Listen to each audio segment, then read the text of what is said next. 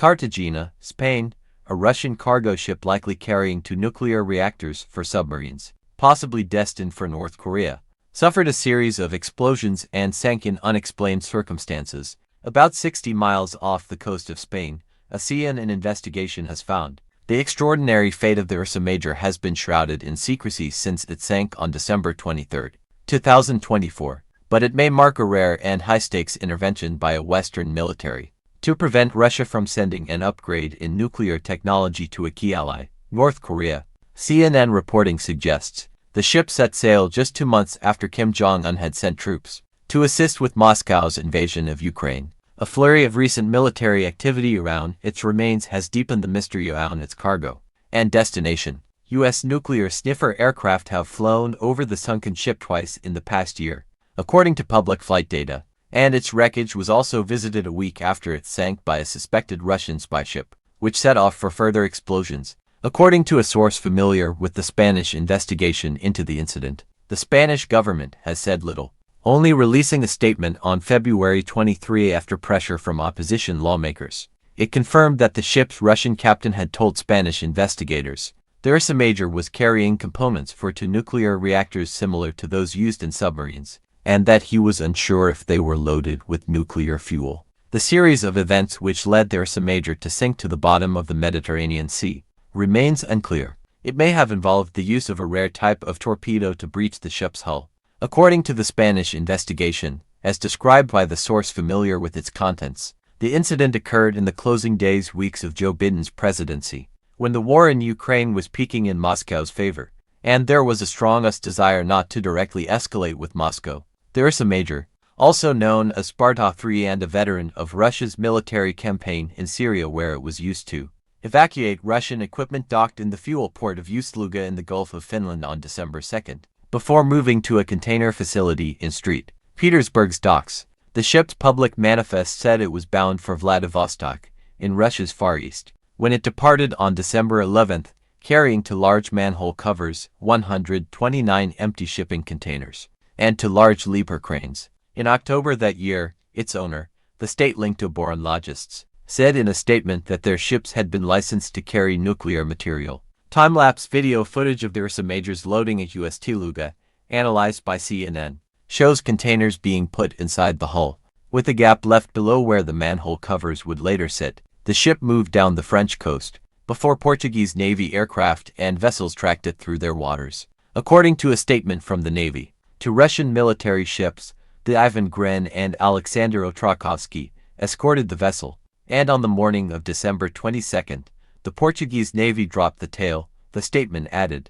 About 4 hours later, in Spanish waters, the ship slowed dramatically, prompting Spanish rescuers to radio and check if it was in distress. According to the Spanish government investigation, carried out by the local maritime authorities in the southern port of Cartagena, the ship's crew replied that it was fine, but about 24 hours later, the ship deviated sharply from its course and, at 11:53 a.m., on December 23, issued an urgent call for help. The investigation said it had suffered 3 explosions on its starboard side, likely near its engine room, that killed 2 crew members. This left the vessel listing and immobile, a social media video of the boat shows. The 14 surviving crew members evacuated on a lifeboat, and were later picked up by the Salvamar Draco, a Spanish rescue boat. At 7:27 p.m., a Spanish military vessel arrived to assist, but half an hour later, one of the Russian military ships that had escorted the Ursa Major, the Ivan Gren, ordered nearby vessels to keep 2 nautical miles away,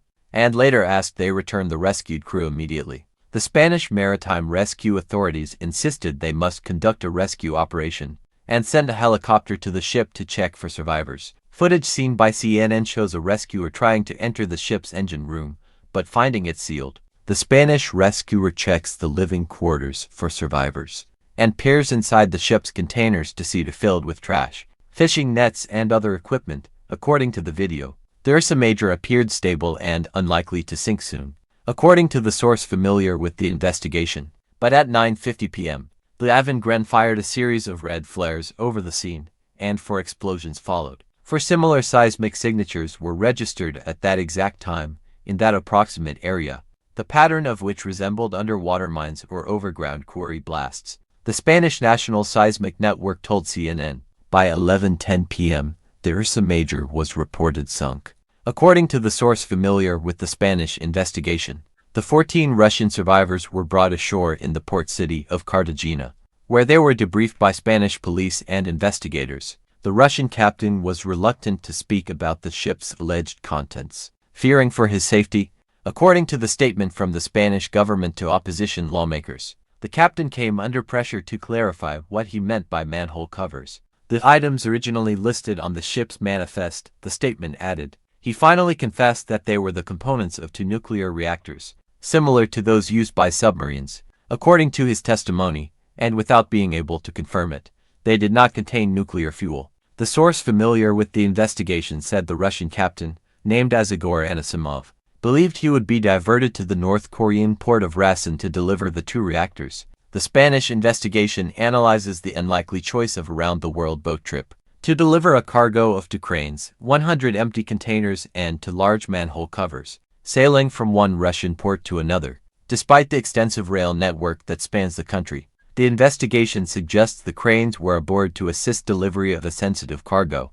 On arrival in Rason, the ship's crew was returned to Russia days later. CNN has contacted a man bearing the name and likeness of the Russian captain. He denied involvement with the Ursa Major and said he was retired. 4 days after the sinking, the ship's owner, Oboronlogists, described it as a targeted terrorist attack and said there were 3 blasts. A 50 centimeters by 50 centimeters 20-inch by 20-inch hole was found in the vessel's hull. The damaged metal facing inwards. The deck of the vessel was strewn with shrapnel, the company's statement added. A week later, according to the source familiar with the investigation, the Russian military returned to the scene. The Yantar, officially a Russian research ship, but accused of espionage and disruption in NATO waters, sat over the Ursa Major's wreckage for 5 days, the source said, before 4 more explosions were detected, possibly targeting the remains of the ship on the seabed. Maritime tracking data from the trade intelligence firm PLO shows the Yantar was in the area in January last year, mooring in Egypt then Algeria, and then sending one position ping 20 kilometers 12 miles from the last position of the Ursa Major. On January 15, key evidence at the bottom of the Mediterranean. Some details of the Spanish investigation into the incident were reported first by the local Cartagena newspaper La Verdad in December, sparking a series of questions from Spanish opposition lawmakers. Lawmaker Juan Antonio Rojas Manrique told CNN, "When someone doesn't clearly and fully provide the information you request, you at least suspect they are hiding something, of course." In its statement to lawmakers, the Spanish government said the remains of the Ursa Major lay at a depth of about 2,500 meters 202 feet, and that recovery of its data recorder from that depth is not possible without significant technical resources and risks. Experts have questioned why the government considers it too risky if no radioactive material is involved. Rojas, a former merchant marine captain, also expressed skepticism, telling CNN, "Nowadays black boxes usually float to the surface with a locator, so they can be found in any accident. I think someone has the black box, but we don't know whether it's Spain or if the Russians themselves have located it."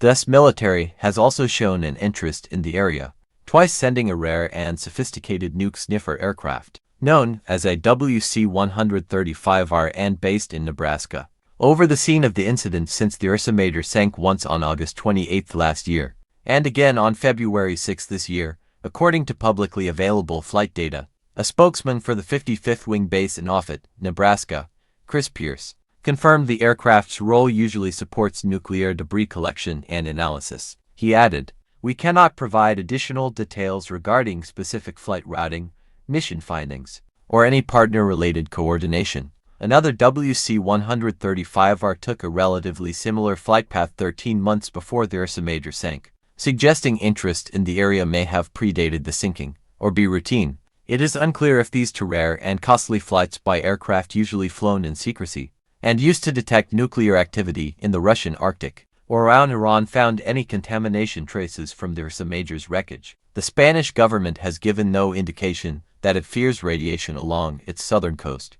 a popular tourist destination, and no evidence has emerged to that effect. Possible sharing of nuclear secrets. The claim that North Korea was the likely recipient of the 2 reactors allegedly aboard the ship comes after the secretive totalitarian regime released images in December 2025 of its first Nuclear submarine. The still pictures, which feature leader Kim Jong-un grinning, only show the sealed hull of the vessel, and no evidence there is a functioning nuclear reactor inside. Mike Plunkett, senior naval platforms analyst for Janes, a defense intelligence company, said it was unlikely the reactors, if new, would have been shipped with fuel in them. If these reactors have come out of decommissioned submarines, then they will be radioactive, although obviously not as much as if they were fully loaded with fuel, he said. Any decision by Russia to transfer this technology to North Korea is not undertaken lightly, and it's only something that's ever done between very close allies, he added. So if true, it's a major move by Moscow. He described any such development as very troubling, potentially, particularly if you're South Korea. The Spanish investigation, as described to CNN, notes the status of North Korea as a Russian strategic ally, and how Pyongyang has openly urged Moscow to share its nuclear technical expertise. It is likely such demands would have increased after at least 10,000 North Korean troops went to Russia in October 2024 to fight Ukraine's incursion into the Kursk region. The investigation says it is likely the reactors transported were the VM-Fursk model, often found in Russia's Delta-class ballistic missile nuclear-powered submarines, but provides limited evidence to support the claim. CNN has obtained satellite imagery from Vantar of the Ursa Major docked at the east end of the port of Ust-Luga in the Gulf of Finland on December 4, 2024. Geolocated time-lapse videos, posted to the account of the vessel's owners, oboronlogists, show it being loaded with containers and cranes there. After the sinking, Russian newspaper Kommersant reported the Ursa Major was carrying port cranes and hatches designed to cover the nuclear reactors of a new icebreaker being built in Vladivostok. The report did not mention the two white objects. What put a pillow-sized hole in the Ursa Major's hull? The Spanish investigation also tackles the initial impact that caused the Ursa Major to deviate off course and list. According to the source familiar with the report, the Russian captain told investigators he did not hear any impact or blast on December 22, when his ship suddenly slowed. It was only 24 hours later that 3 explosions followed near the engine room, killing 2 crew members, named as second mechanic Nikitin and mechanic Yakovlev, whose bodies were not found. The investigation proposes the 50 centimeters by 50 centimeters hole in the Ursa Major's hull would likely have been made by a Barracuda supercavitating torpedo. Only the United States, a few NATO allies, Russia and Iran are believed to have this kind of high-speed torpedo, which fires air ahead of the weapon to reduce the drag of the water. This enables them to reach very high speeds to pierce the hull of their target, with some models, as a result, not using an explosive charge to cause damage. The source familiar with the investigation said it concluded the use of such a device would fit with the size of the hole in the Ursa Major's hull, and that it could have made a noiseless impact resulting in the sudden slowing of the boat. On December 22, other experts consulted by CNN differed in their view. Plunkett, the Janes analyst, suggested a limpet mine was a more likely explanation for the size and location of the hole. It sounds like a shaped charge explosive that was placed against the hull by somebody or something, he said. The Russian owners of the ship, Orobon Logistics, the Russian, Spanish and British militaries did not reply to a request for comment. The Pentagon declined to comment. Multiple Western security and intelligence officials approached by CNN have described the incident as strange, or suggested some of the Spanish investigation's conclusions were far-fetched, but have not provided an alternative, benign explanation for the initial blasts that hit the boat, or the acute Russian reaction to its plight.